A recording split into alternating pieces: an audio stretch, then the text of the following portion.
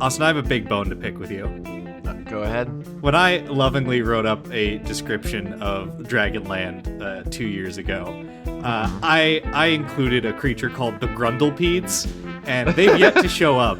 And every day the audience is coming to me going, Dan, where's the Grundlepedes? Dan, where are the Grundlepedes? And I have to go to them, sir, please put the gun down.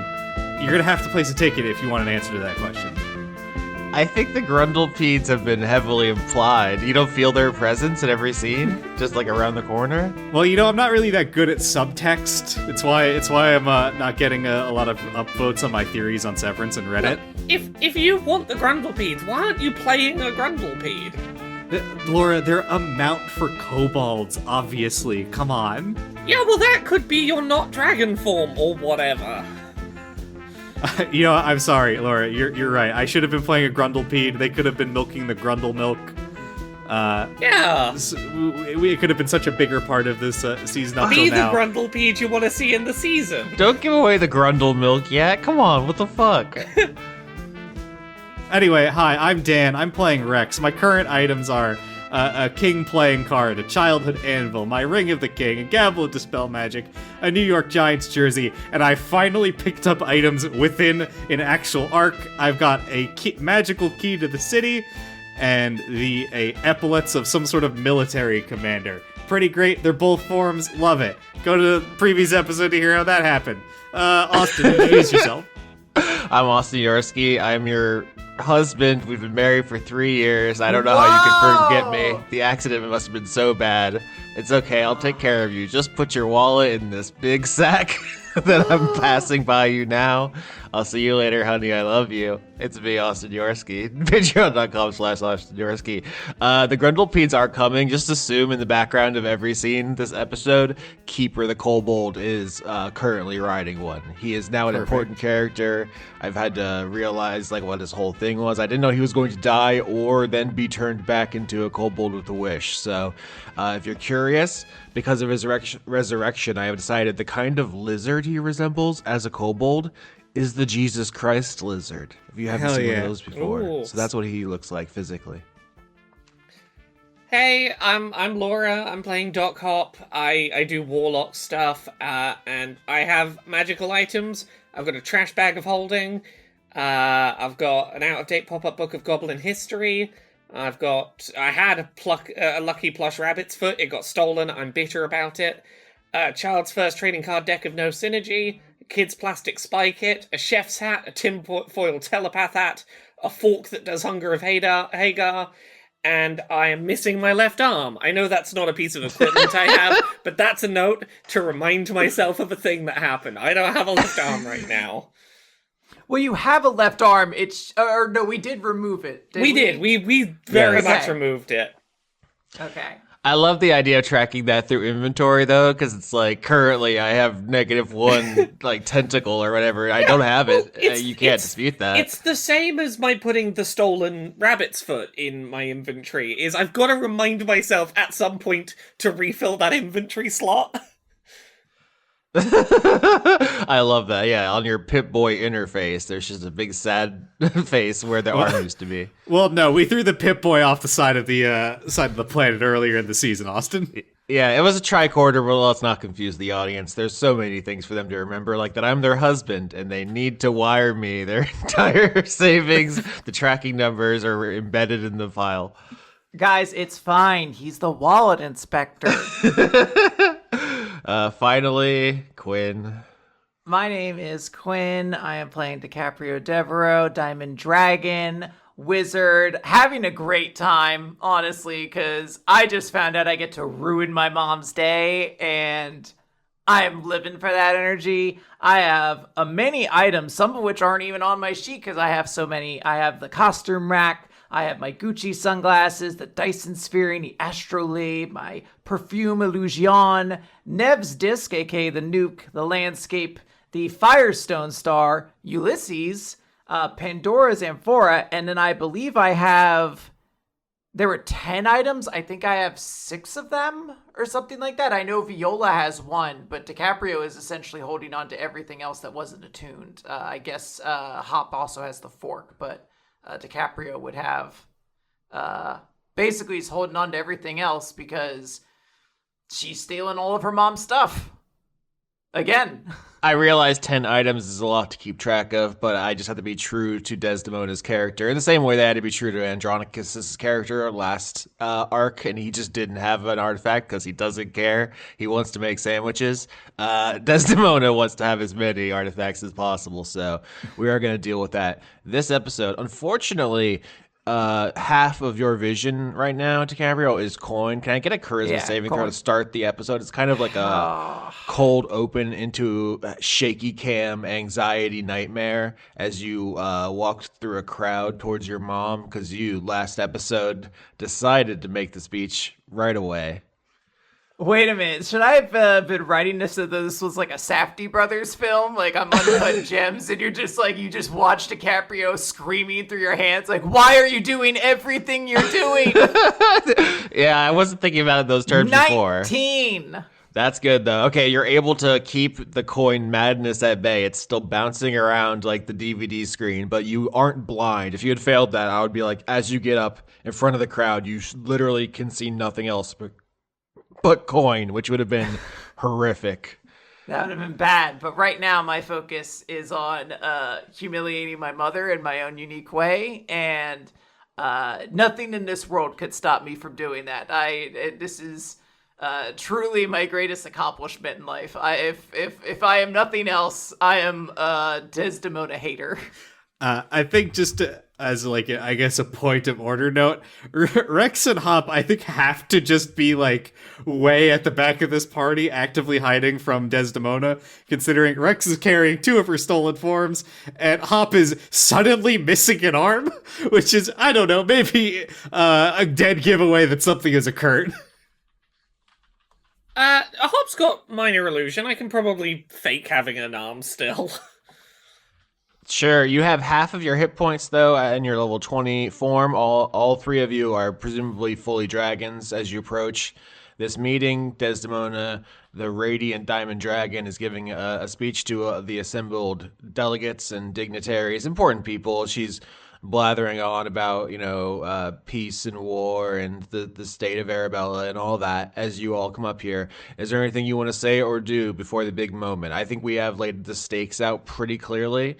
If you're following along at home, I think you know what happens if the speech goes one way or the other, but it might be the last time to establish before things get out of hand. We're getting to the part of the season where stuff starts escalating. Yeah, so Rex is gonna turn to his sisters and say, look, it's been a long, difficult day. There's been a drunk baby. Hop's missing an arm. DiCaprio's going through a lot of emotional stuff right now. But at the end of this, you gotta remember, we're probably gonna have to beat the shit out of Desdemona. And that's gonna be really fun. And then I activate Inspiring Leader, which I got from the epaulets. This is my my inspiring speech. Remember, we get to kick the shit out of DiCaprio's mom. So you gain, let's see, it's my level plus my charisma mod, which should be, I guess, 24 temporary hit points in this case. Hell yeah. In response, I'm gonna give you a little pat on the shoulder in response and cast Foresight. I'm going to give you the ability to see the immediate future, as I say, well, better not go in unprepared then. So you now can't be surprised and have advantage on attack rolls, ability checks, and saving throws. Advantage on attack rolls is going to be truly psychotic for what Rex is going to have to do in this fight. Yeah, I don't know if the game was really built for this kind of thing. we're gonna see some real math in a minute. 8 hours? How is just no con? Jesus Christ! DiCaprio is simply going to say, yes, I imagine the way that this speech is going to go, it won't take Mother too long to realize. So, best be ready to jump into fighting form at a moment's notice. Thank you. Did Viola come with us? Or is she, like, hiding because she's not supposed to be here? I think if the three of you are coming down to this meeting where Desdemona is in front of all these fancy people, she's going to slink off to go look for the claw of the time dragon she thinks is here. What? That is really her most important focus, unless she's part of the plan, because I will, I guess, reiterate that it's important to her emotionally and psychologically that you destroy your family, DiCaprio Devereaux, as a show of that you've changed. Yeah, Rex would have just probably said to her, like, hey, look, sorry, it's not in the tower we were in. There's probably going to be a really big distraction coming in a few minutes. So this will be your chance to check around for the other stuff. She had better be there. This person is like, you gotta make a fight with your mom. You gotta start shit with her. And I'm about to start the fucking messiest beef possible. And she's like, I'm gonna look for my fucking rock. I'm like, come on, get over here. This is what we're all here for. This is the main event. It's a claw, not a rock. Gosh. All right, fucking Dean Norris for Breaking Bad. Yeah, they're gems. Come on. I guess she'll stay. Yeah, I won't make you roll for that necessarily. I was just, it's really up to you how you want to approach this. I'm just mostly taunting her. I just think it would be very funny if she's like, I need you to start shit with your mom. And the second I do, she's like, actually, I got things to go to. I got places to be. Uh-huh. Yeah, so she'll watch if you're like, no, for the words that precede every good thing. Watch this shit. Hold my beer. Yeah. Do I go up and I like grab my drink and start my speech? Whenever you want. Yeah. Yeah. I think DiCaprio is going to like grab a nearby drink, kind of just chug it, and then like use that motivation to like jump up on stage where I assume there's a microphone of some kind. She is definitely taking like a center stage here. If there is not one, I'm casting an illusion spell to create one. Like I am placing myself in the center stage of this party because I was asked to make a speech and I'm making it. Yeah, I think because all the people who are here to listen are humanoid. There are, elves, dwarves, gnomes, genasi, things of that nature, and you're a fucking dragon. That I think you actually are expected to just talk to them in your adult form and not have a microphone. But every other they want me to be like actually a dragon. I didn't know if Desdemona is also as a dragon right now. Yeah, she is an enormous, resplendent diamond dragon right now. I would say if you wanted to make some kind of roleplay choice to be an elf, you could, but that's, I think, the expectation. Everyone is here to see dragons. You know what? I will go as a dragon form. I'm trying to decide. I guess she has to put the glamour on herself. That makes her look like, that doesn't reveal that her scales are like cloudy like a dirty diamond would be. So she gives, she'll put the glamour on herself to make herself look as though she's like as pristine of a diamond dragon as her mother. And she is just going to sort of announce to everybody where she's just gonna say, good evening, everyone. I hope everyone is having a fantastic time at this get-together. This has been truly an absolutely memorable evening, and the best here is still yet to come. Most of you probably already know who I am. I am the world-famous fashion icon, after all.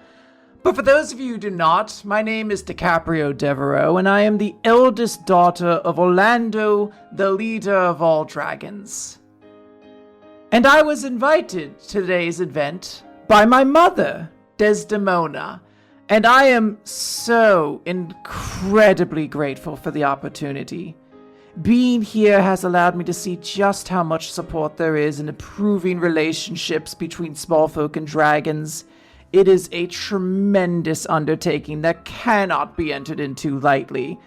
It will take leaders of strong skill and capability, those of us who can make the impossible possible and unite people without causing needless strife and conflict. A level-headed leader who is here to bridge gaps and lead with confidence. And I am absolutely positive my mother is capable of living up to those immense standards. And of course, as her daughter, I, DiCaprio Devereaux, would be honored to lend my assistance as well.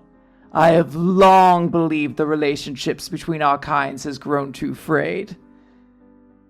I am loath to even bring this up, but I must of course address some of the rumors that have been circulating about potential animosity between my mother and I. Now, I would prefer to keep these rumors into the trash tabloids where they belong, but for the sake of our ongoing cooperation, allow me to say this. If there is one thing Desdemona knows, it's perfection. Just by looking around, you can see how focused she is on keeping everything perfect. For someone who prizes things that are flawless, it would be inconceivable to imagine her relationship to her only daughter to be equally without blemish. But please, do not take my word for it. My mother is the one who invited you all here, so please, let tonight's event be the insight into her character. This is an event of unparalleled quality, and you will no doubt see things today that you will deeply consider on the long travel home. So please, enough of my babbling, allow my mother to show her grand surprise for the evening, and I get the feeling it's going to be the only thing the tabloids are going to be talking about after this. So cheers to Desdemona, to Lady of the Evening, and an absolutely perfect mother. All right, so it seems pretty positive. I think everyone claps, and I think Viola looks obviously completely perplexed because you did not put your mom on blast in front of everybody. So I think her immediate move is to turn into a puce dragon that looks like a large Komodo dragon and kind of slink off into the trees in this mountainside forest and leave. Because she is confused and doesn't know why you were nice. Yeah, well, I'm gonna sit over here and wait until I have a moment to cast, oh gosh, what is the spell? I think it's like Crown of Stars. Hold on, I had to look this up. There's one I kind of want to, Crown of Stars. I want to cast that ahead of time, so I can kind of have those at the ready for when Desdemona realizes what's up and just instantly starts attacking me. So the whole group here, dozens of people from different cultures on the side of this mountain are walking around. Desdemona is kind of taking people on a tour. I don't know if you want to read Crown of Stars to the audience, but there's now like a large moving crowd, and you know this family, you are the dragons here. It's notable that basically none of the other dragons of the Cookie Mountains are invited. Yeah, so I create 7 star-like motes of light that orbit my head until the spell ends, and I can use a bonus action to send one of these motes striking somebody, so I get to make like an extra spell ranged attack and deal damage. They also cast light, which is kind of helpful, but I'm mostly just going to be using that for free extra damage on old Mommy Dearest. Rex is actually probably talking to Ulysses, who has recently discovered his breath weapon, right? And he is going to he's dropped. I guess he's not dropping down to one knee. He's doing the dragon equivalent of loafing it, I guess, the Sphinx position, so he can talk to this baby. And he's, I guess, in sort of hushed tones, preparing Ulysses for what's about to happen. Not like trying to comfort him for like the fight that's going to occur, but explaining what he should be watching for, so he can like learn better how to defeat other dragons in the future. He's explaining like, okay, so when she's going to claw for me, I'm going to be trying to sway out of the way to bite her shoulder and pin her to the ground. That's an important maneuver. You got to control the upper body. What do I do, Uncle Rex? Who do I bite? That man? Should I bite that man? Okay, you hold off. This is a learning experience. You got to watch first before you succeed. You will not escape my grasp, gnome. I see you. Do not run. I'm assuming the gnome is running. Yeah, absolutely. This baby is fucking wasted. Yeah, this Okay. is the equivalent to a drunk baby waving a gun around. It's like, okay, I don't trust you not to fuck me up. But at the White House Correspondents' Dinner. Little do like they a- know he is a literal nuke. So This isn't like like a frat party. Like this is like the world's #1 arms dealer.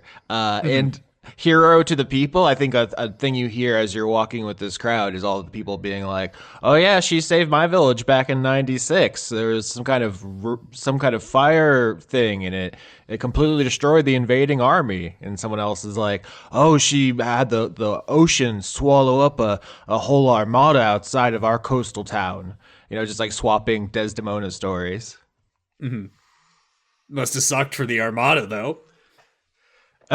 Yes, I think they had to go looking for a slightly less shiny patron because Desdemona, once she picks a side, she really commits to it.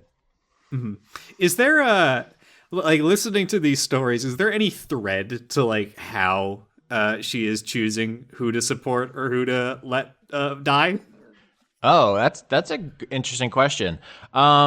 I think history, because I think it's not clear from idle chatter what is the context of every story unless you like follow world events.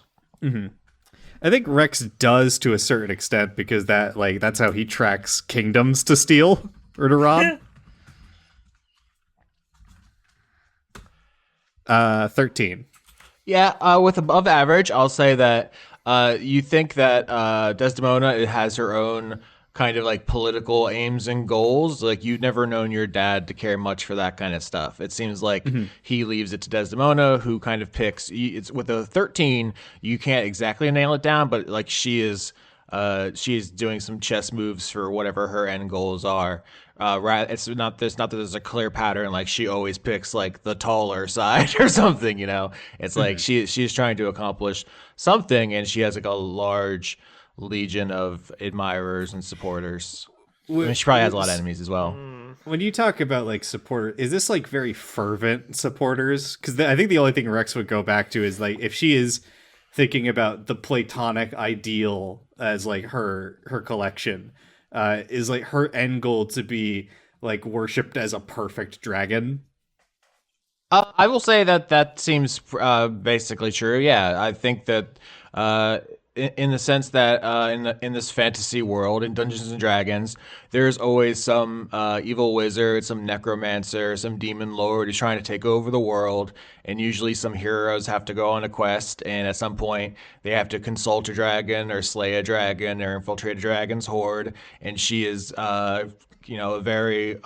one of the eldest dragons of the Cookie Mountains, and so she has made it her business to basically be intervening in all these things. And so she has like a fervent following of people who, to the small folk of the world, she is Desdemona, the Diamond Dragon, who saved the world 1,000 times.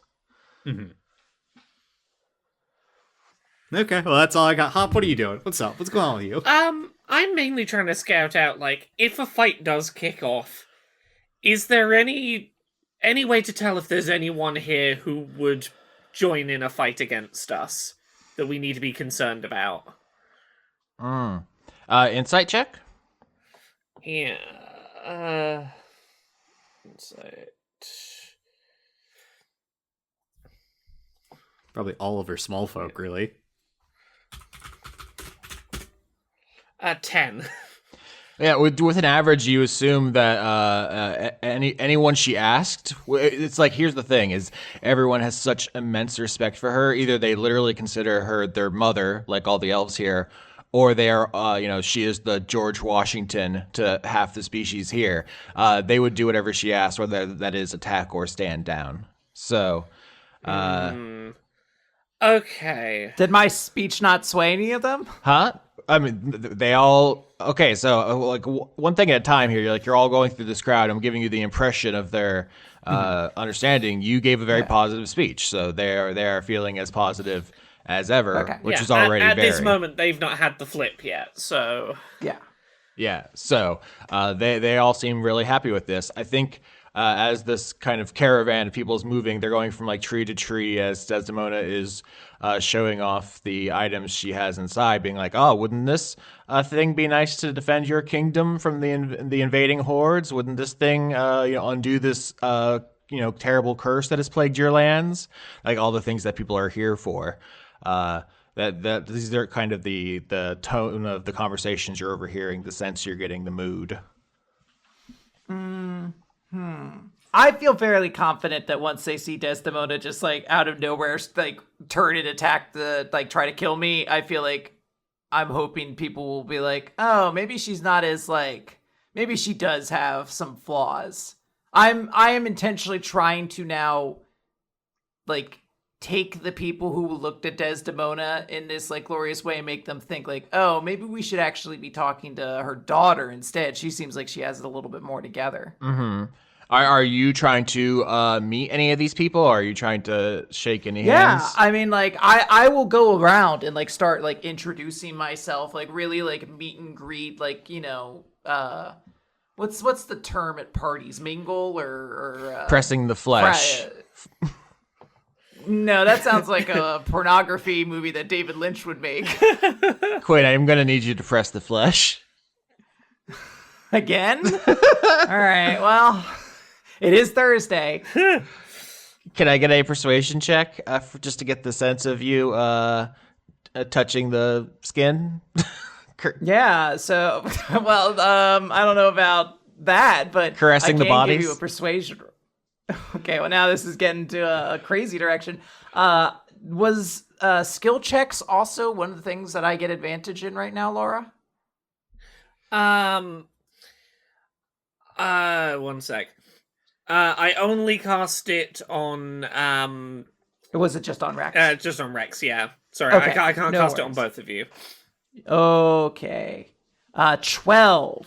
Okay, 12 is above average. All three of you have gotten above average rolls here at the start. You're all tentatively successful. I'll say that you're kind of taking the temperature of these people. You're in your giant dragon form. You're craning down to talk to people. And they're like, "Oh yeah, hey, I heard so much about you. Oh, what a wild mix-up this has been with your mom. So glad that got cleared up." Oh, of course. I would hate for this bad blood to stick between us. That would be embarrassing. We're both quite mature individuals. I will say that one of the people who kind of comes up to talk to you is a large elemental man of some sort, and he asks you what your stance is on the Genasi civil war that's happening right now. Well, this is obviously a tense situation, but I feel like I would want to be very informed. Are you close on the matter? Yes, I'm here to beseech Diamond Desdemona for her help. In fact, there's been a huge conflagration in my lands, and we really need someone to step in. Well, she's gonna kind of hand this person, I assume, some diamond business card she has, and she's going to say, "If you contact me, we can make a personal arrangement. Perhaps we can help settle this without any more unnecessary violence." The man kind of frowns. He wants a lot of violence. He came here to ask for violence. Well, when I say unnecessary violence, just talk to me. Well, we can see what's going on. Can actually Rex help assist with this conversation? Because he did pitch the idea of first supplanting Desdemona as the power broker in the world, and he'll join in and say, "I believe what my sister means is that options are always on the table. If you're talking about warfare, I'm always willing to assist her in those endeavors." You'll not find a stronger dragon out there than my brother Rex. Yeah, this elemental man. I've been kind of being cagey about it, but he seems like he's made of some kind of dust or sand in a vaguely humanoid shape. Can I? Sorry, I should let you finish. No, it's too late. Whatever I was gonna say was gonna be really failed. funny and cool and smart, but I guess it's gone forever now. Oh, damn. I just need to ask, is this a djinn? Yeah, I guess. Okay. I was good. All right, yeah. Did I blow up your spot again? I'm sorry. No, you're good. Yeah, he's a dusty gin, man. When he nuts, do you think it's just a little puff of dust? Yeah. It's notable. I think DiCaprio is going to kind of store that in her mind, and like the next time she sees Hop, she is going to be like, hey, whatever happened to the gin that you had? Okay, now that's blowing up my spot. I was joking about the dust man stuff. There was nothing to interrupt there, but that is, in fact, yeah. Okay. Yeah, did she get released and maybe start a civil war? Okay, you know what? I have to completely rethink my DMing approach because you all are the fucking mongoose to my king cobra. You've evolved specifically to thwart me. Oh, We that's do it funny. because we love you, Austin. No, it's really good. But no, okay, I guess I can dispense with the fucking mystery. Yeah, this guy is specifically talking about the war that was kicked off because Gertrude got out and went to, quote unquote, take care of some stuff.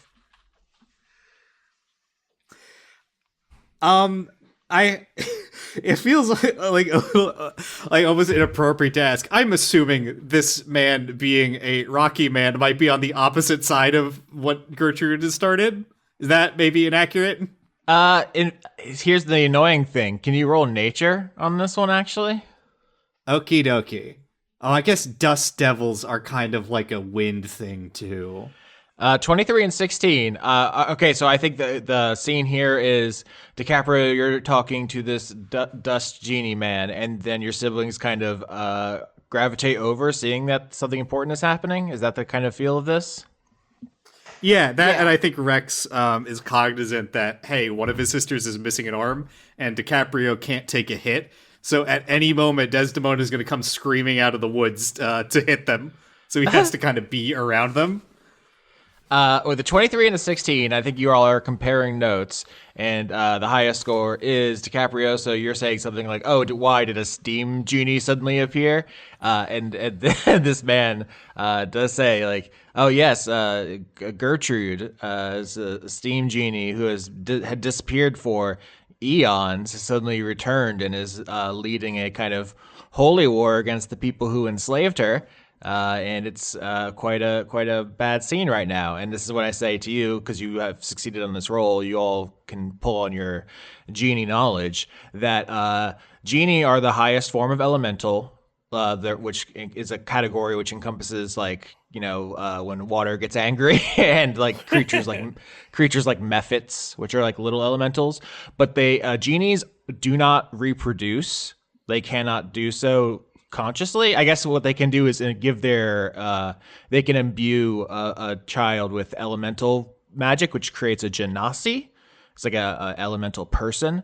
But which is to say, genies are not born. They just arise naturally from intense elemental situations. So a guy being made of dust and a guy being made of steam aren't necessarily at odds, but as you talk in this conversation, it becomes clear that these two people are.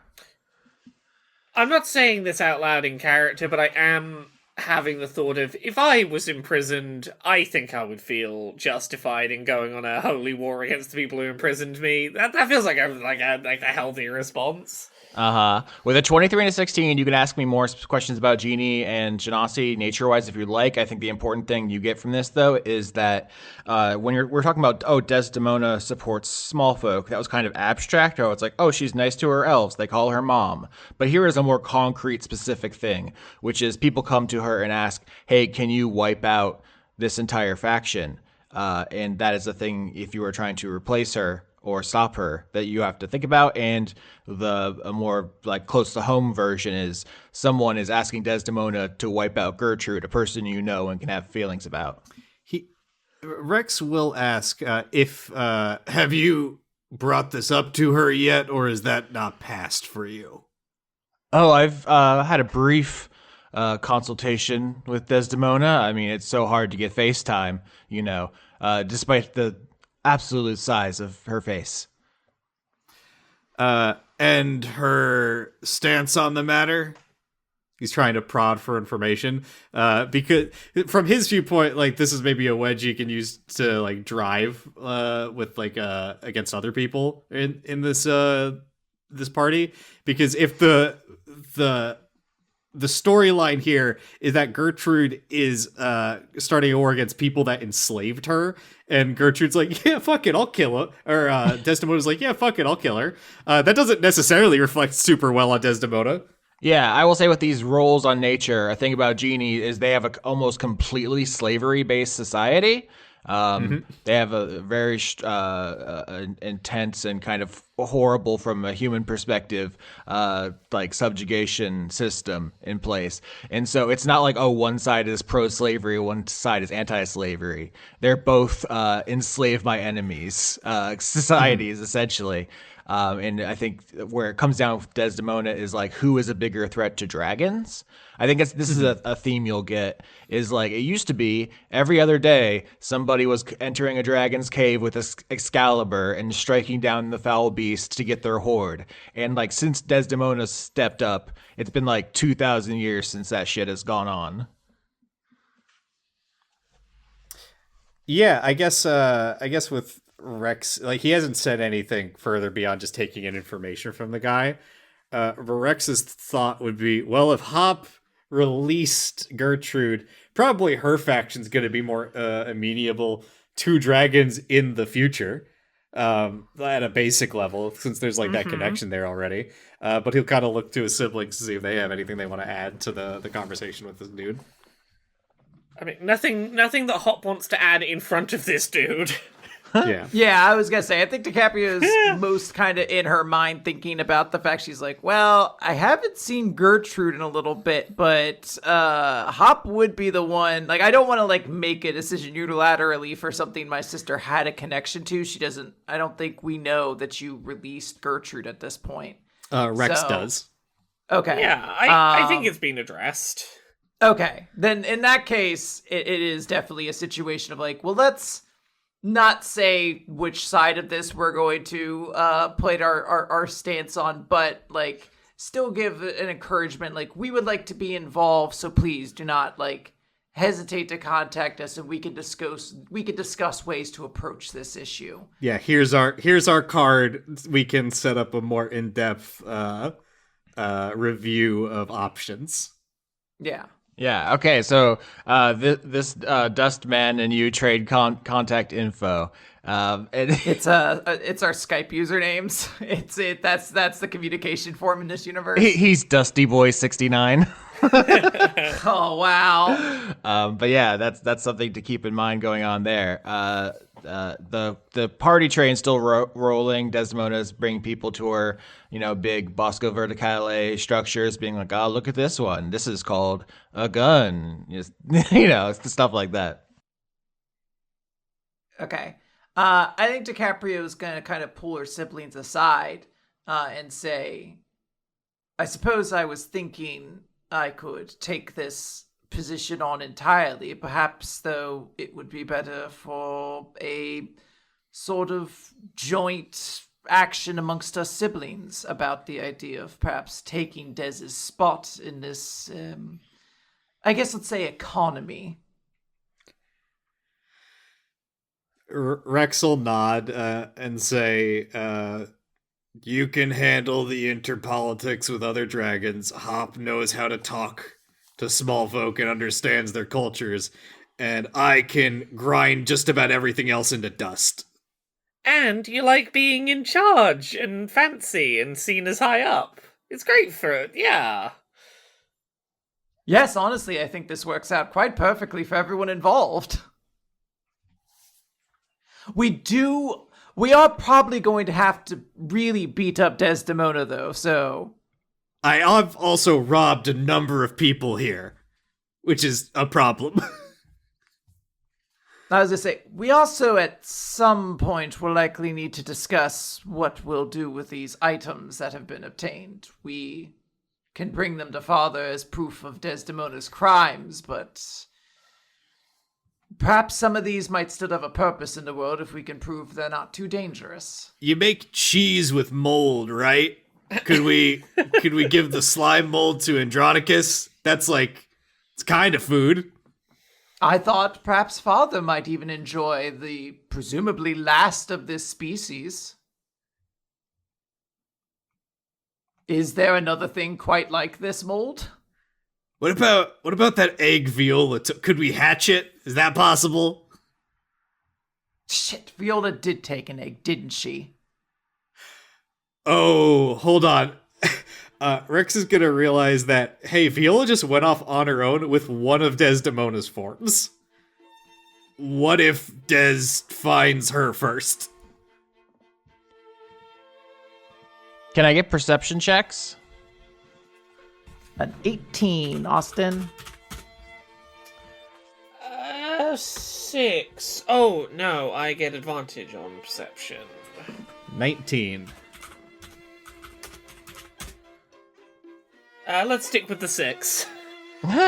Okay. With 18 and 19, the group passes. I will say, while you're talking, you do see Ulysses wandering away again, going in the wrong direction Come on, of all these dude. dignitaries. I told you he's fucking wasted. Rex is definitely gonna go rush and grab that baby who just learned how to melt people. Mm-hmm. I think he has probably had the riot act read to him as a child for not having good trigger discipline with his breath weapon. So, Ooh, what if I hold the baby? Do you think she'll kill me if I'm holding the baby? Absolutely. She's gonna hit you with the baby. Oh my gosh. Okay, so Rex, you go lump thing because you're a big dragon after Ulysses, and you catch up to him, and you can scoop him up or whatever. And as he's trying to wriggle away, I'm not even gonna roll because you're so much stronger than him. What do the other two of you do while that's happening? Is this a brief party split? This is about the best thing I can think to do. Is an ability that I don't think I've used at all this season. Is I have something called a Witch Sight, which I can use to see the true form of any shape changer or creature concealed by illusion or transmutation magic. I'm just using this to scammer the crowd and go like, is there anyone here who is not who they appear to be? Just on the off chance that there's anything else we need to be concerned about. It's like, it's unlikely, but Hop's unsure what else to be doing to contribute until everything kicks off. Interesting. Okay. So let's take these in order. Rex Maximus, you catch up to Ulysses. He's struggling to get out of your big grasp. He says, Why must you frustrate me, Uncle Rex? I'm a strong, independent baby. You've had a big day, Ulysses, and you've also melted your aunt's arm off. So, you need to take a little rest, and tomorrow I will show you how to kill a dire bear. You cannot teach me. I am too powerful. Now I shall destroy your arm. And Ulysses opens his mouth and throws up on your arm a little bit. I think Rex looks at him and says, "There's a recharge time on your breath weapon," and he's gonna briefly use his own to just burn away the vomit on his arm to clean himself. There's a recharge time on your face. As you're having this incredibly intellectually stimulating conversation with this wormling, he looks to the diplomats and goes, "Kids, am I right?" Desdemona circles back around over to you, making brief excuses to the people who are trying to get her attention. As she circles back to you, Rex, smiling quite broadly as she says, "Some speech, was it not? I didn't know that DiCaprio had it in her." She's good at what she does. Yes, I have always believed she could do anything she put her mind to.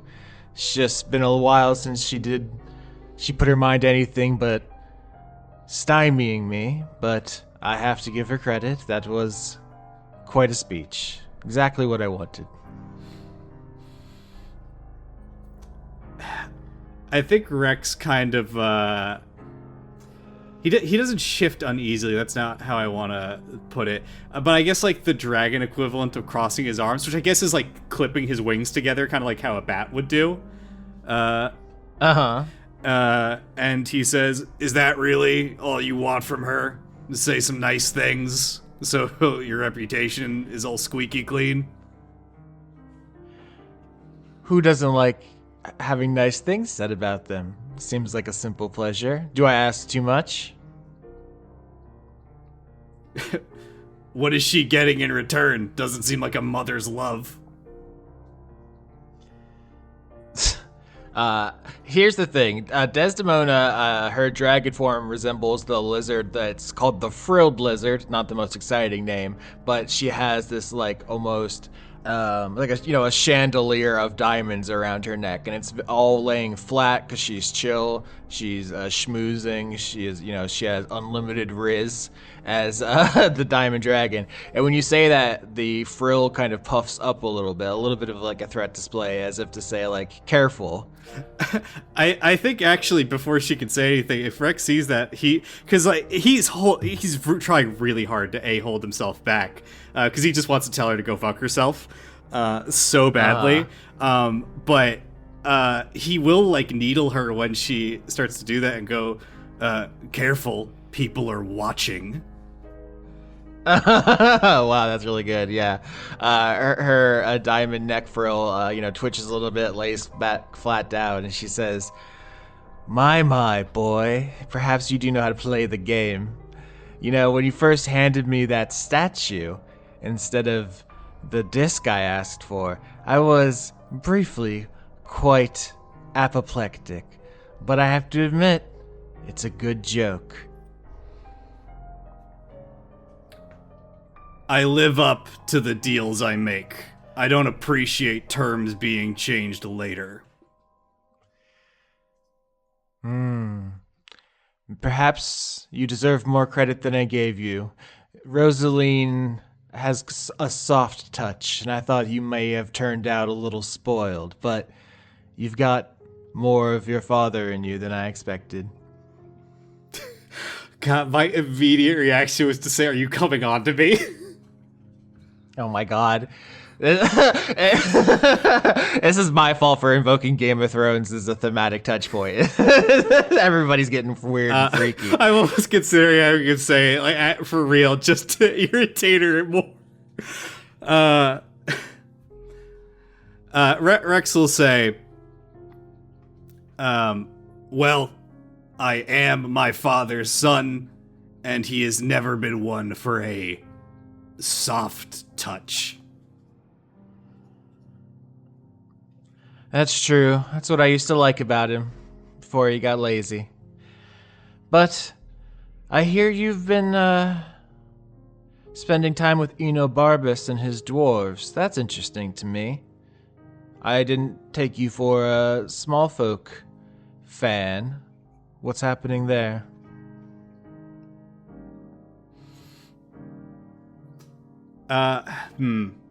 I think first Rex is going to say, "What do you mean lazy?" Oh, about your dad. Yeah, she just says, "Oh, when he was younger, he used to be more active in, striking down the devils and the necromancers and liches and so forth. But after a while, he got bored of that. There's nothing left to prove, and so he left it to me. It's nothing. It's men get like that when they're older. It's not very attractive, but what can you do?" Can I insight check that? Yeah, absolutely.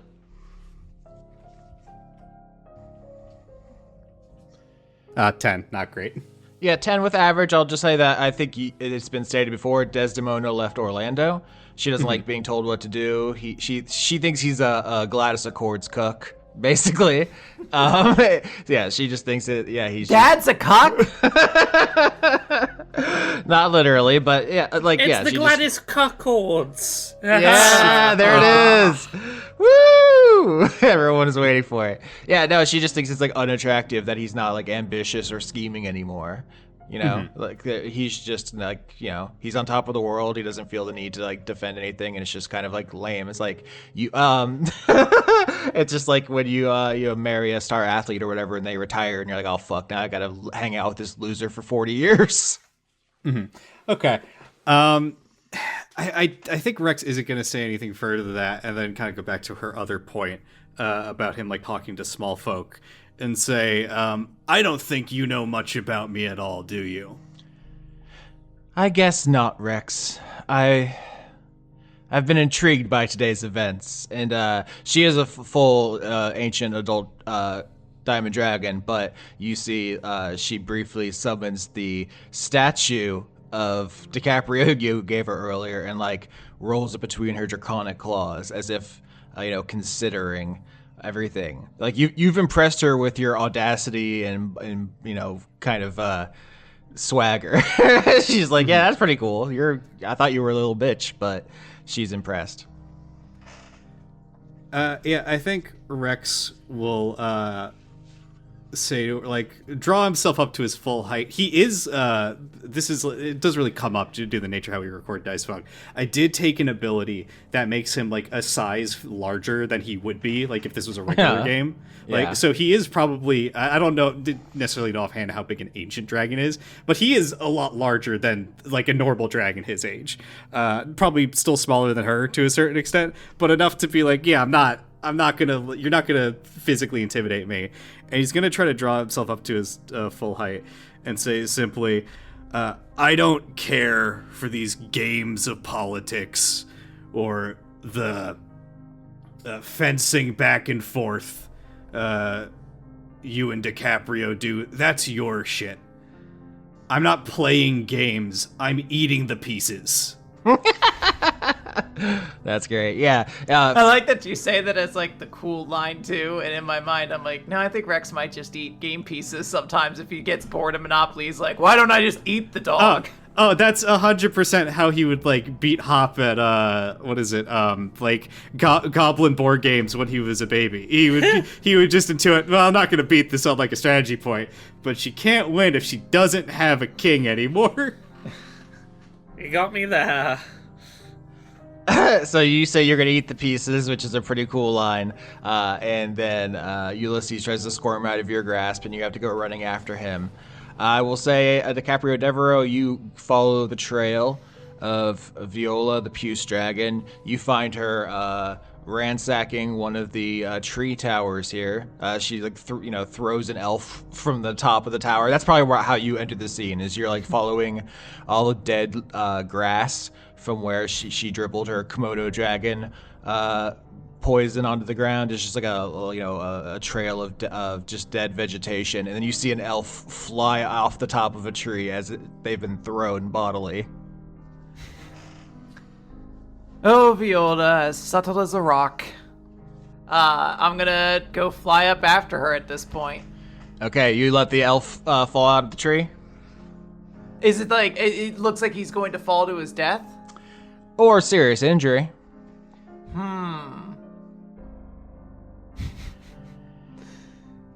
It is very funny if I make a whole speech about how I'm like a person of the small folk now, and then I let the first small folk I see die. I will like, what could I?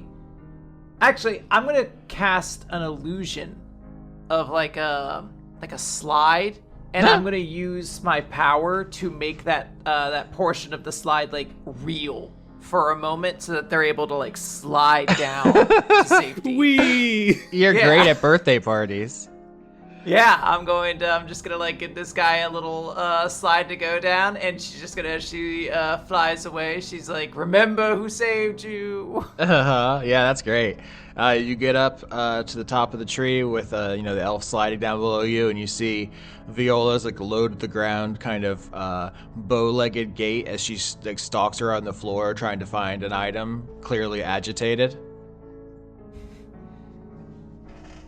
Viola, darling, is this the best time? Any moment you're going to see Desdemona absolutely lose her shit, and I thought that's half the reason you were here.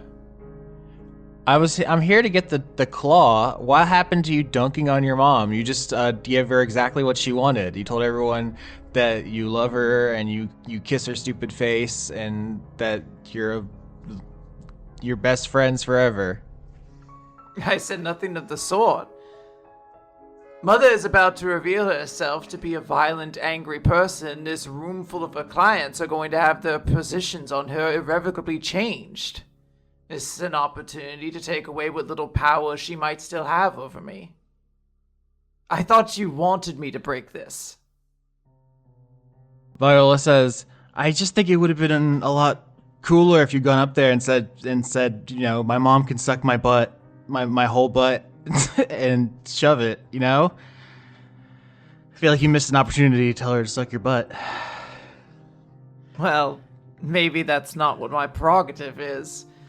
There's more of a tact needed to play this game, you understand. Oh my god, this is all your fancy family stuff. It's really lame. You have to start telling people to suck your butt. I'm sorry. Is this not what you wanted me to do? Didn't you want me to reveal my mother sucks and to make a big show of it? And that is exactly what's going to happen, but you're upset that I didn't just do it in the crude language that only a low-ranking commoner would speak with. Yeah, Cut to Rex saying, suck my butt, random dignitary. Yeah.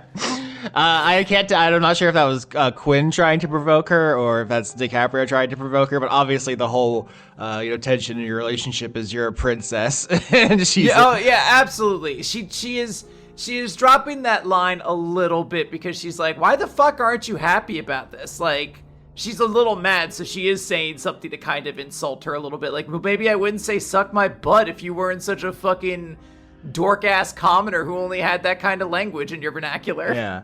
It seems, this is Viola, she says, it seems like you're trying to leave the door open so that Daddy won't be mad at you. You're like, no, I didn't cause a big problem. I did a clever ruse. Aren't I smart? Don't I get 5 stickers on my worksheet or whatever you have to do at princess school?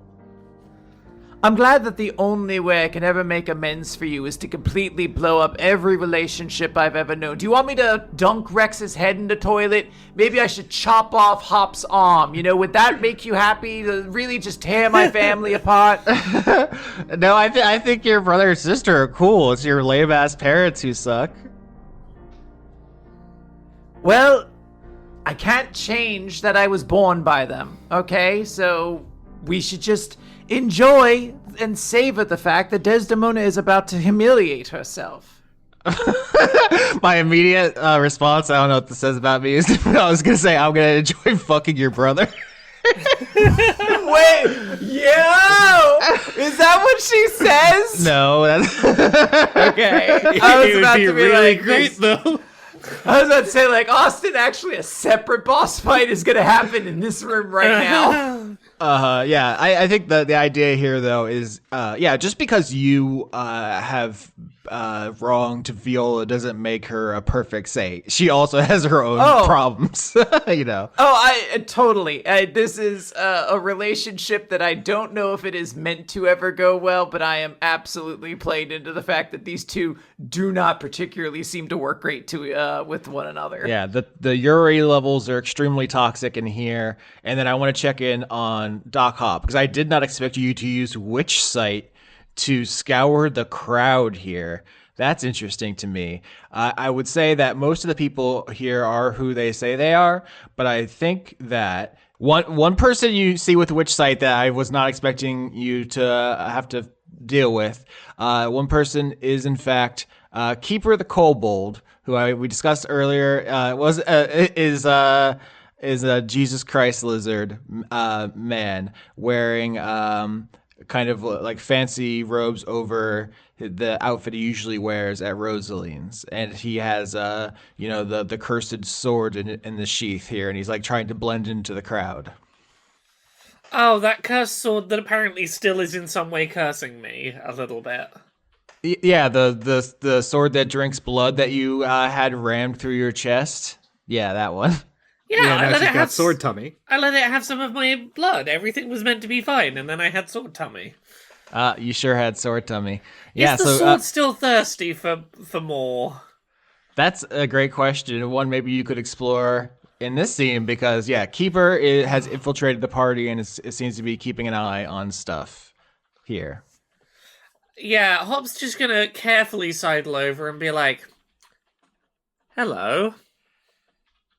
I think he's got now that he's a prominent character and is gonna have a bunch of lines. I can't use the extremely annoying filter, which I was adding in post when it didn't work on the Discord. So he's just gonna have a higher voice here and say, "Oh, doctor, didn't expect to see you here. I thought this was a small folk party."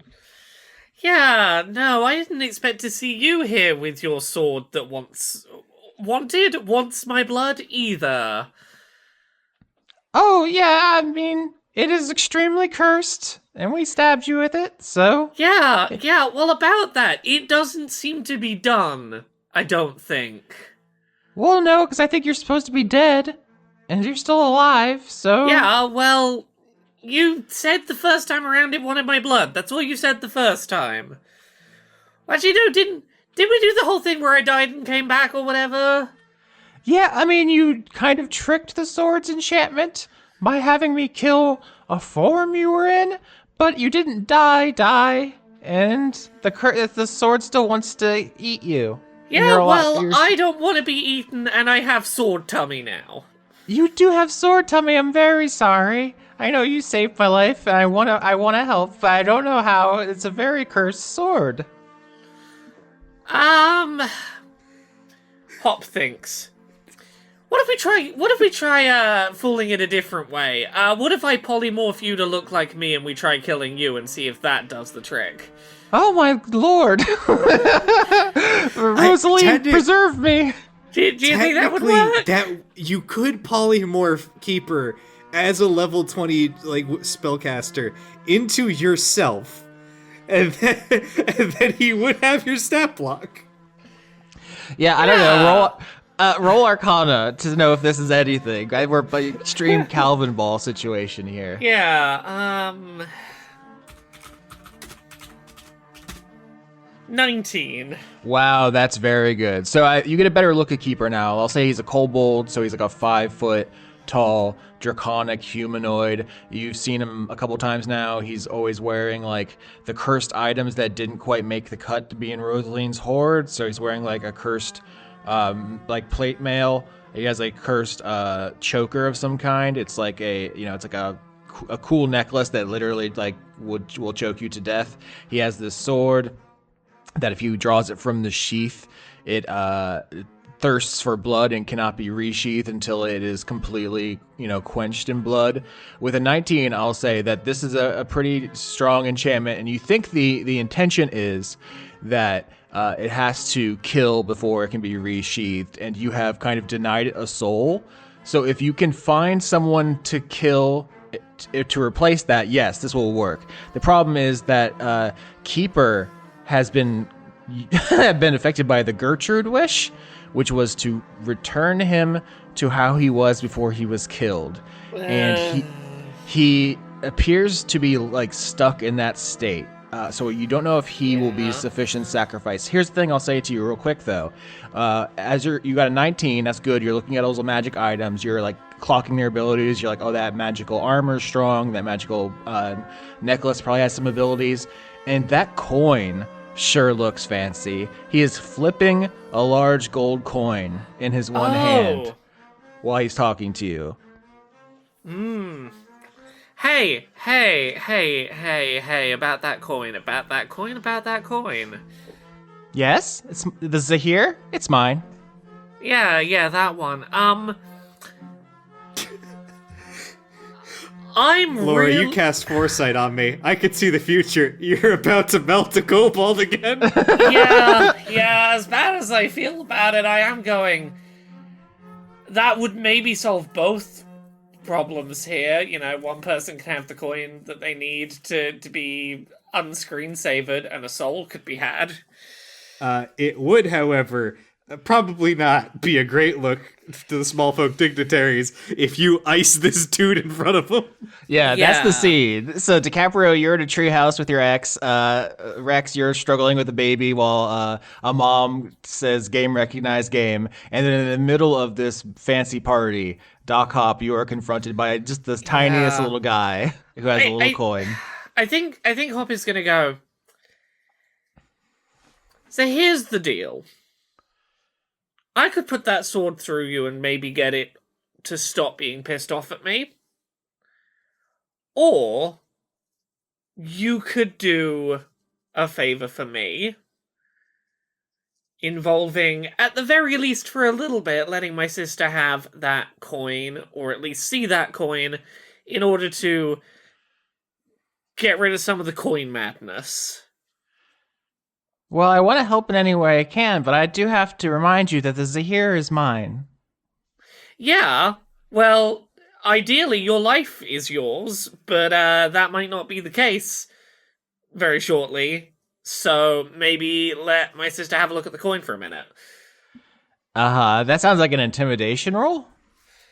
I can be intimidating if I need to be. 22. 22 is very high. You know what's fucked up? It's not high enough. No? He really likes the coin. He really likes the coin. 22 is not enough to get him to go, I'll let her see it for a second, but it's still mine, I'm keeping it. That appears to be the case, yeah. He is, it's weird because he would kiss your feet if you asked. He is extremely sycophantic in every respect except for coin. Yeah. Okay, look, I don't have to act on this right now, but if he were to die during the chaos of what is to come, there's a moment in which he could probably be killed and no one would notice. It's certainly possible. So you're standing in the middle of this gathering with Keeper the Kobold. Do you say or do anything? This is like a moment here. I'll say, the camera is kind of panning around you as you're contemplating killing him. Not in front of him. Doc is gonna go, okay, no, I respect that. That makes sense. I understand. I'll leave you to it. And is going to quietly cast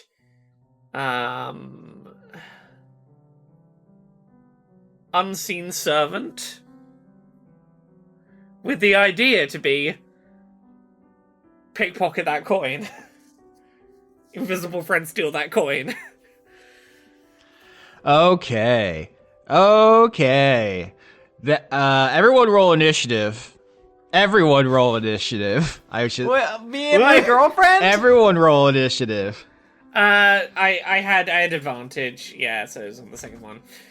Yeah, sorry team. I tried to help. Actually, I have advantage to this as well. Never mind, 4. Yeah, so you're in the middle of this crowd. You try to get Keeper to hand you the coin peacefully. He refuses. You say, okay, I'll catch you later. And with a wave of your hand, you summon an unseen servant to pickpocket him. And you're walking away, giving yourself plausible deniability.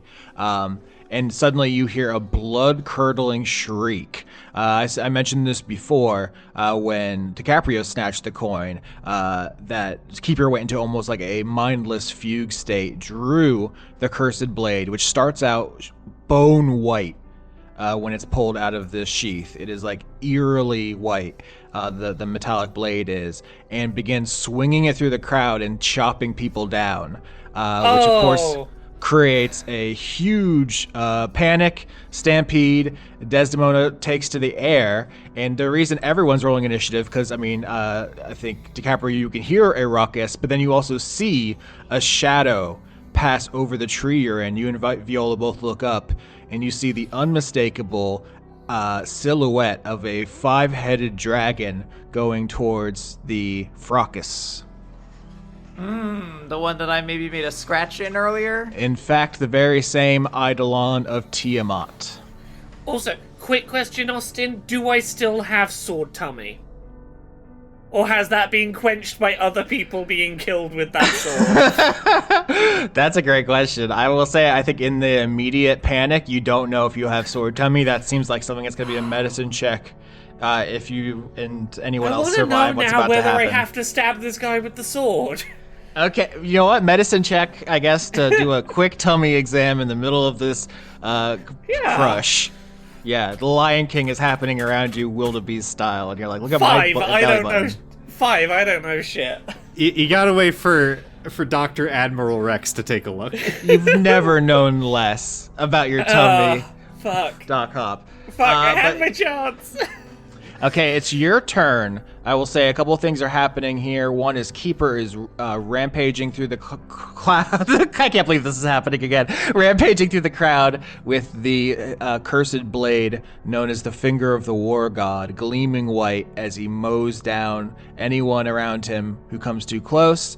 And in the distance, you can see the silhouette of a titanic Eidolon of Tiamat, 5-headed dragon statue brought to magical life, coming in this direction. What do you do? Hey, Laura? Yeah? My prediction came true. Yeah? Uh-oh, what did you say? That in a couple minutes she was gonna have to kill this kobold. Okay. Yeah, okay. For the immediate moment, I'm gonna cast Force Cage on this little kobold. An immovable, invisible, cube-shaped prison composed of magical force springs into existence around an area I choose within range. It can be a cage or a solid box as I choose. If it's a cage, it can be up to 20 feet on a side. If it's a box, it can be 10 feet across. That's going to be plenty for a kobold. I'm just going to make a box. Magically lock the kobold in a box. Oh, interesting. Okay, so a box springs up around Keeper, and for the moment appears to be trapped. I will say that as the Eidolon of Tiamat approaches, Desdemona begins addressing the crowd. She says, "Have no fear, as a demonstration of a new weapon I have." And she begins casting healing magic on the people who were cut down as the Eidolon approaches. DiCaprio, Okay, it's your turn. Quick confirmation, that means no one was killed, correct? It's not clear at this point, I will say. It's in the middle of a pretty heinous scene of carnage. Fair. May I roll an Arcana check to better understand this Eidolon? Like, do I know if there's, like, a point to fighting it, or is this something where it's like, there's someone who's cast magic on it, and if you defeat them, it'll turn off the Eidolon or something like that? I will say, I think you rolled on it before. You know, an Eidolon is an undead construct, a combination of two things that usually don't go together. So it is both a robot and also, in some way, possessed by the spirit of the dead dragon god. And it's coming to do something. Yeah, I don't know if there's anything you can roll about that. I think it might just be a big robot ghost. How do I want to handle this? I'm going to turn to Viola and basically be like, I assume you're just going to use this fracas to come here to get what you were looking for? You know what they say, when life gives you fracas, steal shit from your ex's mom's house. Austin, you missed fricassee or fracassee there, so just letting you know, you had a chance. I will be dealt with swiftly. I think DiCaprio is just gonna kind of like huff and be like, there's almost like a little draconic in her voice. She just says like, "Fine, I'll handle this myself anyway." And she's just gonna kind of like fly off to go follow after this Eidolon.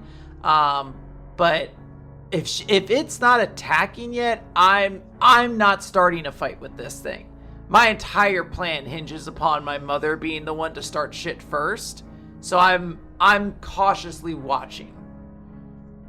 All right, so if you take to the air on your diamond wings and start chasing after it, the first thing you notice is that the Eidolon of Tiamat is enormous. I mean, you saw it in repose before, but it is kind of a combination of a red, white, black, green, and blue dragon, 5 long necks, 5 heads, two enormous wings. It's kind of the way it flies is uncanny, right? The physics of it shouldn't work. The weight shouldn't work, but somehow it does kind of eerily glide towards the assembled people. And you're not exactly sure what's going on. I will say it is now Tiamat's turn, and Tiamat is as approaching is going to open up 5 mouths, and you see a blast of lightning, fire, ice, acid, and poison, all converging on the force cage that Doc Hop put up around Keeper.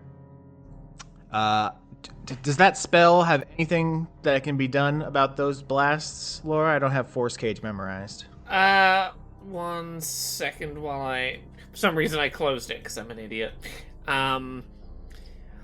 A creature inside can't leave by non-magical means. If they try, some stuff happens. Creating a solid barrier that prevents any matter from passing through it and Yes. blocking any spells is what I'm seeing. So Yes, unless you are I'm missing correct. something, Yeah. there is a really terrifying elemental explosion as 5 waves of extremely deadly elements crash into it. It creates quite a spectacle. People are running around, getting to get away. Desdemona's kind of creating a perimeter of people to see what's happening here, and she immediately starts pivoting the situation and saying, "Oh yes, this is my eidolon of Tiamat. I have actually imbued it with the pure essence of the late god of evil dragons. Turning the forces of darkness against our enemies." And she's trying to, basically do a pitch here about how cool her thing is, and be like, if any of you have a terrible threat that could only be defeated by the force of the 5-headed god, well, do I have a weapons system for you?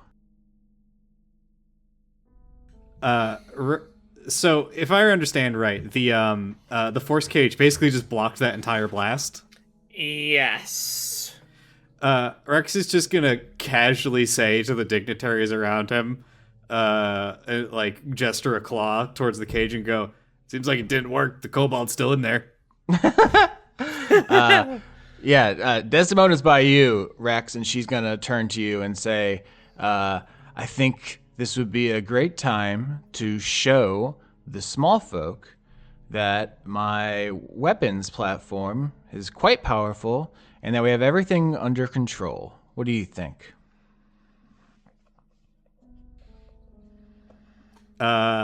So Rex, I guess, doesn't. Okay, first off, I'm gonna make the choice. Rex does not recognize this kobold. He does not remember Keeper, and he actually didn't spend that much time around him in that first arc. Yeah. So for what, he has no idea who this kobold is. Is he, I guess, aware that his sister cast this spell? So both Unseen Servant and Force Cage are specifically invisible spells, which I don't think was intentional, but I think plausible deniability for Hop here. Yeah. Yeah. I don't think Rex would necessarily realize what is happening at this point. And so, he'll just turn his head to Desdemona and, kind of, shrug with his wings and go, I guess, I mean, it's your platform. It just doesn't seem to have killed the kobold. What do you want me to do? Hit it? I can fight your weapons platform if you want. I think Desdemona gives you a look and says, if you want to show people how strong you are, now is the chance. I think Rex is kind of caught in what he needs to do in the moment, because he doesn't know what's up with his other 2 sisters. The plan was Desdemona is going to attack us, and that isn't occurring. And now this the whole thing's going to shit. I think probably he would be I guess if I could dog walk this weapons platform and show these small folk that actually know I'm cooler than this, that does kind of make her look like a chump. So he will take Ulysses, who I think he's got by like the scruff of his neck, right? And just kind of shove him into Desdemona's arms and go hold this. Hell as yeah. He goes to maul the Eidolon. And he's going to activate his Corona Flames and attack it. Which means that, let me just remind myself of foresight. Yeah, I just got advantage on all my attacks, huh? That's pretty sweet. So I'm just gonna do that, I guess. Yeah, I will say that while this is all spinning out because of the Keeper situation, which I did not know was going to happen because of Witch Sight, this is, I think, a perfect opportunity if you are trying to, say to all the small folk, actually, hey, we, the Orlando siblings, are the cool defenders of justice or whatever. I think this would be a great opportunity to show it off. Okay, so that is a 29, a 29, and a 21. All three hit. Okie dokie. So that is going to be... I'm going to bite it. I am going to claw it. And I am going to horny it. Okay, now let me just get my calculator and tabulate all this. One moment. 32 plus 27 plus 21. 80 damage. Oh my lord. Okay, so you have foresight on you. So as the Eidolon of Tiamat comes, gliding down out of the sky, ominous, like a huge, comet of fire and ice and lightning and poison and acid at you. You can see everything before it happens. It's trying to do breath weapons at you. You're dodging it, and then you slam into it with titanic force, doing a huge chunk of damage to it. I will say that it has a kind of metallic body. Mm-hmm. And each of the 5 heads is like neon painted color to like really pop, so that any like observer instantly knows who it's supposed to be. And that is Rex's turn. At the end of your turn is going to be a legendary action. So there are 5 breath weapons here. I'm going to do them in order. First up is Black Dragon Head, Acid Breath. I need a dexterity saving throw. Oh, you have this is a saving throw. Yeah. Yep, so I do have advantage on this. Yeah, yes, you do. 18. 18's not going to do it. The black dragon head has like kind of curled under horns, like almost like a ram. Its mouth opens as acid kind of drools out, and then suddenly bursts forth in a stream. You are going to take 40 damage as the acid scorches you. Doc Hop, you see this. You're on the ground. You've summoned that cage around Keeper, who is swinging the sword, the white metal sword, at the invisible force cage fruitlessly. It says force cage cannot be exited by a non-magical means, so that motherfucker is stuck, and I think it's your turn. Yeah. So considering the whole plan has gone sideways, I think Hop is just gonna very quickly get on the family group chat brain message and go, hey, sis, the person with the coin is in this box, and has coin madness. Can't we knock him unconscious, bonk him on the head, or hit him with a large object of some kind? Isn't that how small folk get knocked out? You just sort of bonk them on the back of the head? In my experience, they never start moving again. I mean, that solves the problem, doesn't it? I mean, it might have to be, but this kobold seems like supernaturally alert and unterrified, and I don't know if this coin is like giving them powers to keep them with the coin or something. Something is not standard kobold behavior inside this box. Rex is going to ask, because he does not remember this kobold, who is this guy? You two seem to be aware of him. Oh, this is the one that stabbed me and gave me sword tummy. Well, if it's the one that has the coin, then I guess I need to get the coin back from them, or... I don't really know how these curses work, Rex. I tried to get the coin for you. Unfortunately, that might be why we're where we're at. I did pickpocket the coin expertly, I might add, and somehow he still knew. Rex is gonna make the point because like he doesn't like he's confused about like the whole backstory here. But what he's not understanding is why is one of my mom's kobolds here? DiCaprio's like, yes, I actually am rather curious why one of Rosaline's folks would be here. Is he acting under her orders? I think you'd need to give him the coin to ask him. Rex, your mom isn't too terribly fond of small folk, is she? Oh my god, they're gonna figure it out without my intervention at all. Audience, can you? It's like us watching a slow motion car crash.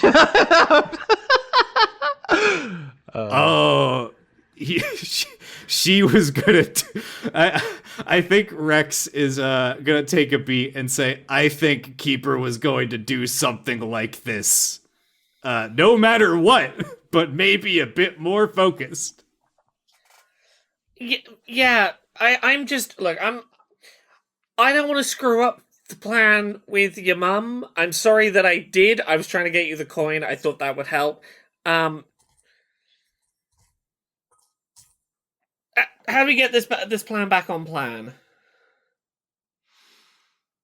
If you crush the elf that's killing everybody, or whatever it is, then we can easily say that we're here to save everybody from this vicious undercover killer of some kind.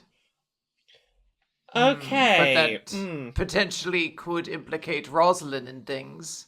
Rex will suggest, because I think DiCaprio has the spell imprisonment, right? I do. One of those options I think lets you like keep them in a jar or something like that.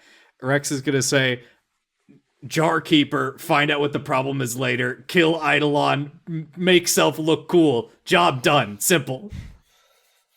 Okay, so we're fighting the Eidolon. Is that the plan? Yeah, Rex's pitch is essentially we don't kill Keeper because we need to know exactly what's happening with him. So we just trap him and say, we're going to investigate this and he will be dealt with. Scary eyebrows, Guantanamo. And then fight the Eidolon. Okay. I mean, if that's the plan, on this turn I might as well throw a, you know what, let's cast Blight on the Eidolon. I can't call this episode Scary Eyes Guantanamo. That's more disturbing than half the... I've said some really heinous things on the show over the year. What is the spell? Blight. I need you to do a Constitution saving throw. So Blight is a 4th level necromancy spell.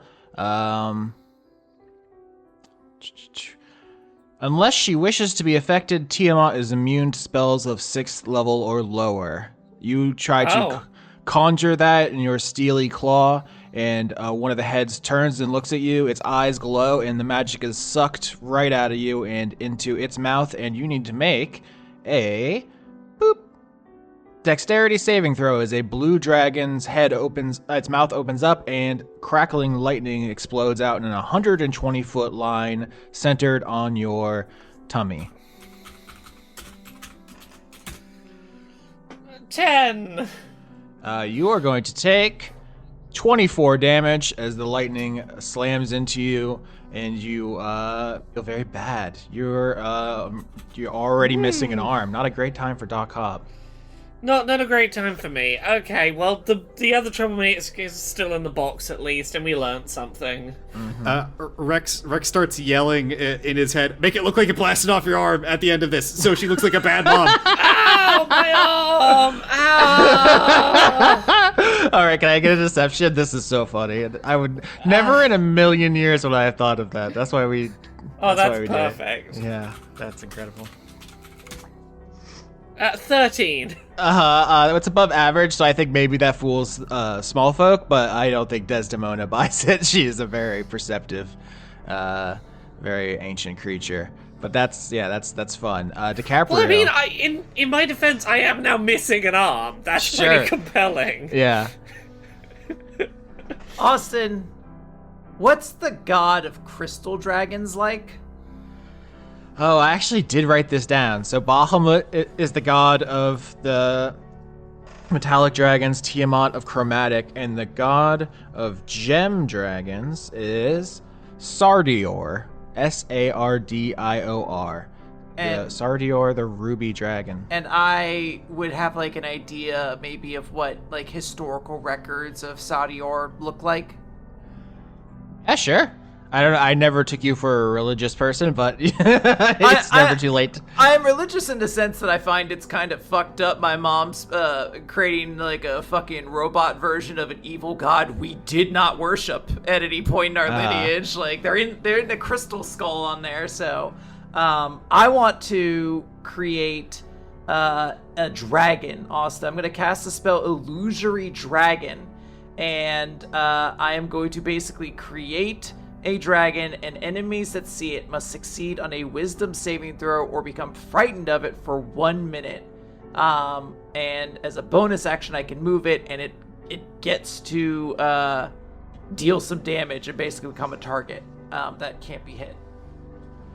Okay, so what is this ability or spell called? It's called Illusory Dragon is the spell. Oh, where's this from? This is an 8th level illusion spell from Xanathar's Guide to Everything. Oh, okay. Sardior, the dragon god of night, psionics, secrets, and the master of gem dragons. Apparently not been in a D&D book since 2nd edition. Jesus. No one loves poor Sardior. But I guess you conjure him to clash with Tiamat in the air. What kind of damage? So Tiamat is immune to frighten, so we don't talk about that. But as far as damage, what are we looking at? So I could choose a damage type. Each creature in the cone must make an intelligence saving throw or take 7d6 damage of the chosen type on a failed save or half as much on a successful one. I'm trying to remember all the heads of the dragon to think if there's one of those types it wouldn't have. Maybe necrotic? Yeah, I'll say that Tiamat is one enemy with one stat block, so you don't have to think about the specific heads. Don't you also have that Crown of Stars, too? Yep, I'm going to do that in a second. It's going to be 25 damage then, halved, so 12. And then a Crown of Stars bonus action to attack this thing. Too many dice numbers to go through here. 29 to hit. 29 hits, yeah. Goddamn, 15. Yeah, I have like 3 buffs to my the spell attack at this point between the Firestone Star, Ulysses, and I think there's something else that's also giving me one. 31 damage, then. That is radiant damage. The illusion is tangible because of the shadow stuff used to create it, but attacks miss it automatically. It succeeds on all saving throws and is immune to all damaging conditions. What the fuck, Xanathar? You dick? What is the spell? At the end of your turn, so you did, was that 31, 25, and 20? Which one of those are damage? I have to write this all down. Half of 25 and 31 Okay, damage. 12 and 31. At the end of your turn, one of the heads is going to turn back and look at you because you're like chasing after it, and one of the mouths opens up, fires a blast at the illusion of Sardior, but it goes right through it because it's not real. That was poison from the green dragon head. Turn wasted there, but now we are actually at Tiamat's turn, and Tiamat is with her beautiful metal body, she is going to try to rip into you with her claws. You are not going to believe the bonuses she gets. I'd hardly believe it. They shouldn't have statted her. She's too big. 22, botch, and 30. I spoke too soon. I ran my dumb fucking mouth. Can I bite her since he botched? Absolutely. Okie dokie. 32 damage. Okay. So of my rolls, did any of those hit? 22 and 30? Oh, she's fighting me. Yeah. You continue talking to DiCaprio. She has disadvantage on all of her attacks because of foresight. Okay. Oh, foresight. Yeah. Okay. So it would be botch, 23, and 31. 31 hits. Okay. Now I have a reaction that also gives disadvantage. What happens there? Nothing. You can't stack disadvantages. You take 67 damage as the Eidolon of Tiamat rends you with metal claws. I don't know if you ever fought anyone dragon to dragon, claw to claw who could keep up with your damage output. Honestly, she didn't quite. You did 80. She did 67. So I think you probably feel pretty good. Yeah. About, boxing God and both drawing blood. Yeah, Rex is he's standing firm, trading blows here. I think honestly he feels like this is a little bit fucked up. This is like the pinnacle of chromatic dragons. So there's a part of him that's like, this feels sacrilegious, but also I look so cool right now. Where's Viola? So your understanding of Eidolons, as we've been talking about this season, is just like this is a little fragment of Tiamat has been imbued into this statue. But it's a lot. It's still an achievement to be able to fight her. It's now your turn, Rex. You said it's immune to fire, right? You shouldn't know that, but yeah, she's the queen god of dragons. Okay, then my Corona Flames does nothing, so we can just skip that. Okay. Yeah. I will use my bonus action to use my Draconic Endurance to give myself back. Let me just check my amount here. 40 temp HP. So that puts me to effectively 241 health still. And I'm going to start attacking her again. Here we go. That's a crit because I crit on a 19 with my bite attack. Oh, boy. But I'll just, for the sake of it, continue to roll as if I had advantage to make this clean. Then I have a 22, and a 17. So that last one misses. Does the 22 hit? Correct. Okay. So how do I do this then? That's the first time I've crit on Rex, and there's a lot of dice here. 28, and then I will do just the claws to get that damage out there. 29, and then I have to roll 3 more d12. 86 damage. Wow. So you two are battling in the air, tooth and claw, biting and scratching. Because she has 5 dragons in one, she is bigger than you, but you're like, I think, the biggest kind of dragon by yourself. So it is quite an impressive display. All the small folk below you're oohing and awing, which is, I think, what you want, right? You're trying to impress these people. Yeah, absolutely. I think also he's as he's boxing this dragon in the air, right? Like, he's ramming into it to knock it into the various treetop galleries that she's set up. His goal is not only, and he's on fire too, so probably this is spreading a mass amount of damage at her behest. She told him to do this. But he is intentionally he's not trying to get any small folk killed, but he does not care about the physical structures of this place, and he is actively making this as catastrophic to her home as possible. Yeah, I should say during this fight, what Desdemona is doing is trying to heal small folk who are hit by collateral damage. She's trying to save her tree houses and stuff. That's why she's not contributing to the fight, but that is absolutely her priority. Is as Quinn has said a number of times, it's appearances, it's kayfabe, it's theater to her, and that is her notable priority. Actually, can I drive this fight towards the tree with the forms in it? Because I want to bait her away from helping small folk. Interesting. Yeah, I think visually, this fight can be moving through the forest, you're blasting through trees and stuff, and we can go in that direction. Let's see how it goes. A couple of things I need to establish. One is legendary action at the end of your turn, dexterity saving throw. I don't know if this is going to do anything, but while you're in melee with her, Tiamat's red mouth opens up and explodes a volcano of flames into your face. Is that anything? I do take half damage from fire already. I also probably failed this save. If it's anything below a 20, I'm never going to pass it. Or above a 20, rather. Okay, so you take half of this damage, which is 70, so you take 35. Okie dokie. I still have 5 temp HP, so suck it! It's very rare for you to feel any fire damage or flames or hurt. It is only because she is essentially a fragment of a deity that this is painful. Yeah, Rex is roaring, and I think, like, without you really thinking about what he's saying, he's just gonna scream, "When I kill it, I'm eating it." At the end of the order, before you move to Doc Hop, I will say a very strange thing happens behind you. I think you're still on the ground at this point. You see Keeper the Kobold in this invisible force cage, swinging his sword wildly, trying to like get out of it. It does not work. And then he seems to just try to physically force himself out through this magical construct, and it is clear he is tearing his body to pieces by doing this.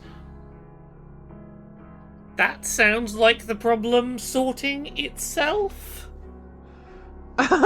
Imagine you're in a prison cell with bars, and a normal sized human just be like, I'm going to squeeze through, like just bones breaking, skin and flesh ripping. He's just trying to push his way out of the force cage. See, the thing that's making this even worse to me is cage with bars was an option, and it's not the one I chose. I chose the one that is a box, which to me suggests he is literally trying to push himself through, like, the gaps in the atoms of this box. Just fucking spaghetti his atoms. Yeah, he's extruding himself. Yeah, I mean, here's the thing: is this can't work, but he is. I'm demonstrating that he is going to destroy his body in the attempt. I think is what is the idea. He is bashing his brain against the wall until it kills him. That is what's happening. Okay, it's your turn, Doc Hop. Tiamat and your brother are doing a dance of death in the air. Fuck, I need to take some wild swings if I'm going to progress this fight, particularly considering I don't have much in the way of combat spells above level 6. I'm getting out that deck of cards. Hell yeah! Oh fuck! Hell yeah! 10 cards. Pull 10 cards. Half the deck. Austin said he wanted this arc to be 4 episodes. I want this card to get pulled. And Austin's like, I'll see you guys next week. Austin, even is good for me, right? Correct. Yeah. And it's just a D20. Yep, it sure is. Okay. I folded up. 18. Oh, that's a high one too. What the fuck? What does 18 do, Austin? What the fuck? Okay, so the card you pull out has a picture of a possum on it, and the possum is on its back, belly up, arms rigid, its eyes have been replaced with little X's. This is like the Yu-Gi-Oh card in this deck. The card's name is Thanatosis, and you feel a magic wash over you as you see a picture of this, what appears to be a dead possum on it, and you don't know what happened. It's 18, so it's positive. You've been imbued with the power of this dead possum? ? My instinct is to point at the big dragon we're fighting and hopes that it will just like fall on the floor as if like it's playing dead. Nothing happens. I will say though, with the deck of no synergy, that was an interaction, not your action. So you can still do something else here. As far as like attacking or something. Has the kobold already pushed itself to death? Trying to get out of the oh no, just a sec. No, Keeper's still alive. I was just demonstrating his Force cage. mania. Okay, Force cage doesn't need me to keep concentration. That's good. Fuck it. Let's try and dominate monster. Oh, who are you trying to dominate? The I forget what the big dragon with multiple heads his name is. Tiamat. Yeah. I'm gonna try and dominate them. Okay. Yeah, I gotta make a wisdom save. A wisdom save. I'm sure you'll probably pass, but I needed to cast something above a level 6. Yeah. I guess I could botch. Let's see. I don't even know if that is anything on this. Woo! These stats. 26. I mean, you could have had. It would have had to be a botch. Nothing. Okay, I achieved nothing, but I do now have possum powers, whatever the fuck they are. Whatever they are. At the end of your turn, the white dragon head swivels back and unleashes a avalanche of cold on you. Dexterity save. Dexterity. It is as if an entire snowdrift lands on your head as the god of dragons unleashes. 22? That's not going to do it. Okay, how much am I taking? 81. 81? 81 damage. I am down. You are not down, so this cone of cold comes down as if a rod from God and slams into you. Anyone else would have been frozen solid and shattered, killed instantly by this godly power. Do you know what Thanatosis is? That's when animals fake their death. It is. Yeah. Imbued with the power of the possum, you find yourself buried in the snowdrift with half of your HP restored as you fake death long enough for Tiamat to lose attention on you. And You know what, Austin? Yeah? I've gone back up to exactly the number of hit points I had before I died. I have a question. Yeah. Does that trick Sword Tummy? I don't think it tricks Sword Tummy, no. Maybe. Let's talk about that. I made this silly deck without thinking about that. I'm still hoping that box containing a dead kobold and the sword that's looking for a soul will be enough to sort out Sword Tummy. I've trapped the sword in there with a dead soul. Well, yeah, I'll think about that. Maybe. Who knows? In the chaos, it's not clear right now, but it is DiCaprio's turn. Yeah, I'm gonna cast the spell Psychic Crush on Tiamat, so I'm gonna need a intelligence saving throw. All right, next time you're gonna fight a bunch of goblins, because I don't like all these stats. There's too many stats to keep track of. 27. Okay, so you will pass, but you will still take half of 35, 17 damage. And I am then going to use my bonus action to send another Crown of Stars attack your way. I'm surprised Tiamat is not immune to psychic damage. I guess I could probably say that she is because she's kind of a statue right now, but it's not in the stat block, so. Crit 34? Oh no, not the star. I don't think spells can crit though, so I don't think that actually does anything.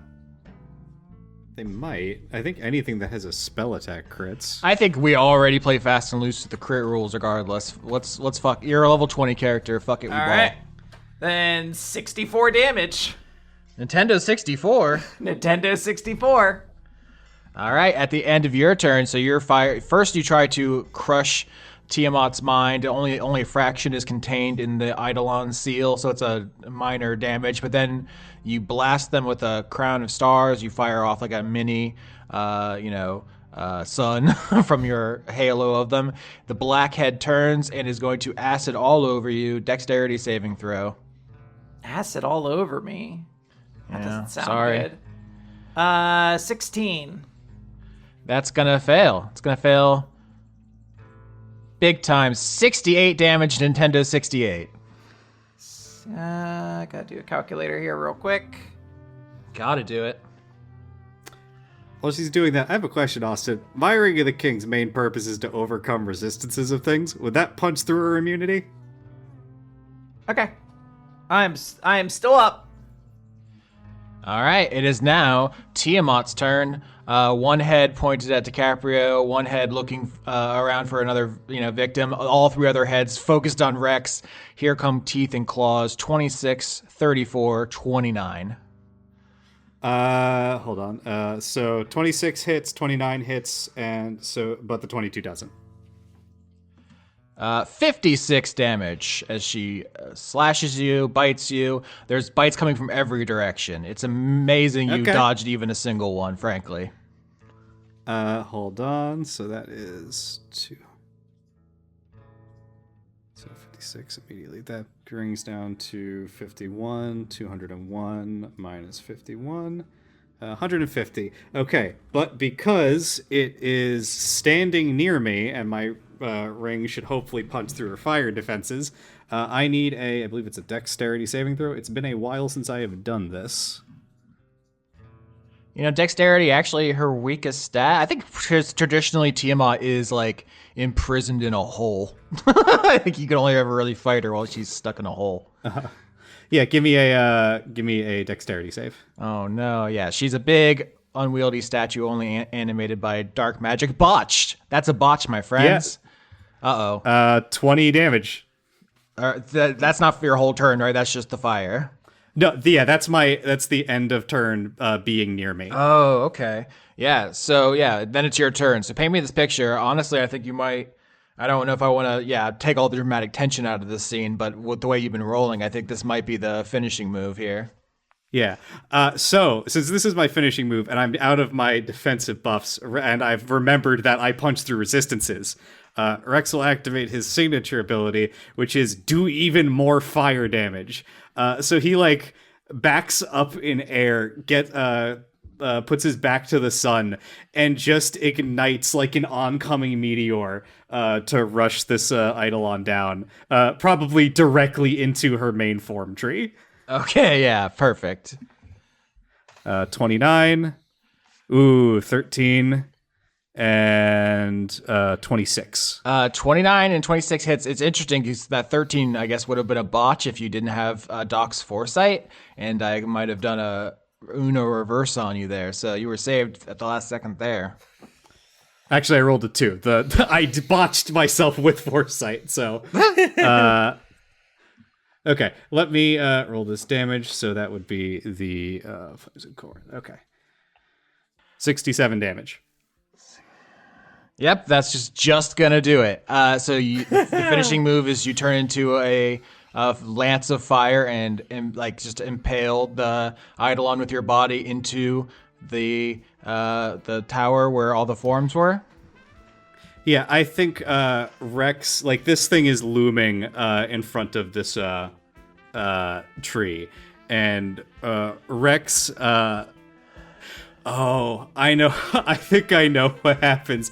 He starts using his breath weapon like a fucking afterburner to get that little more speed to ram it through this tree and into the ground, driving like a huge rivet into the maze beyond it, ripping it to pieces before he finally comes to a skittering halt at the edge of her domain, where he just bites down into its chest to try to tear out its heart and swallow it.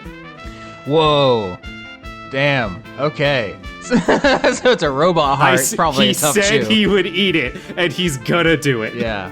Okay. A lot of things to talk about here. You've destroyed the big tree. You've killed the Eidolon of Tiamat.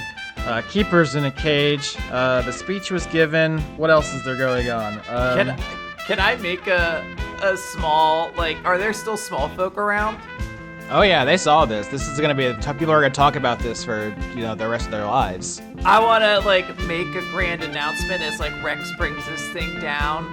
That's let it be known that there is no comparison to that of a real dragon. Our might is absolute, and no facsimile can ever replace us.